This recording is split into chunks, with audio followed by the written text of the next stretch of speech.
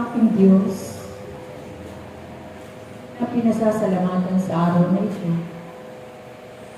Pinagpapasalamat sa iyo sapagkat muli ako'y naririto sa gawain na ito. Kaya pinasasalamatan ko ang iyong araw-araw na pag-iingat sa aking mga mahal sa buhay at pagliligtas sa aking pamilya. Ama, pinasasalamatan ko rin ang mga pagsubok na patuloy mong pinahihintulutan sa aming pamilya. Ako'y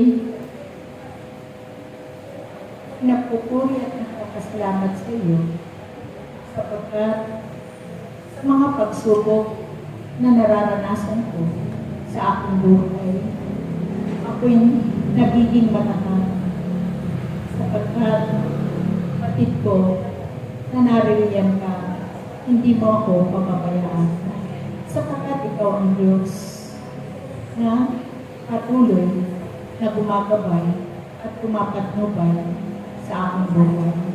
Kaya ipinagkakatiwala ko ang aking buhay sa iyo.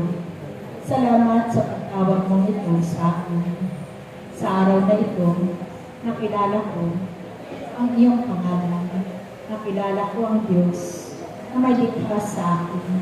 Nakilala ko ang Diyos na nagbibigay ng kasaganaan sa aking buhay.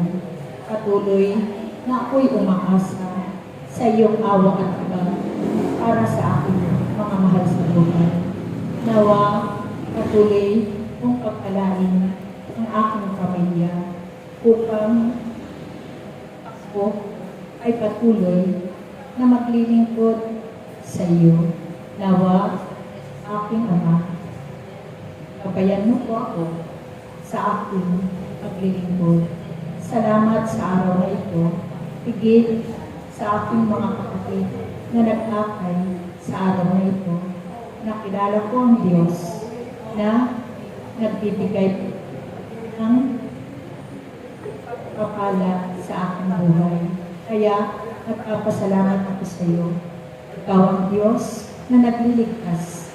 Ikaw ang Diyos na punong-puno ng awa at abang. Ikaw ang Diyos na tunay na nagbibigay ng kapayapaan sa lahat ng iyong mga nilikha sa mundong ito. Kaya walang hanggan ang pasasalamat ko sa iyo. Higit nagpapasalamat din ako sa inyong lahat sapagkat ako'y narito sa gawain ng Diyos. Salamat sa iyo.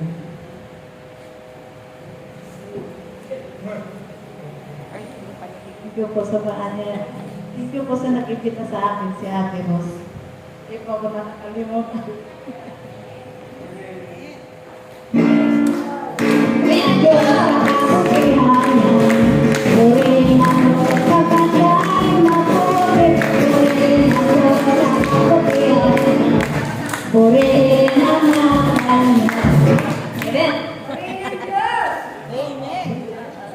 Is that?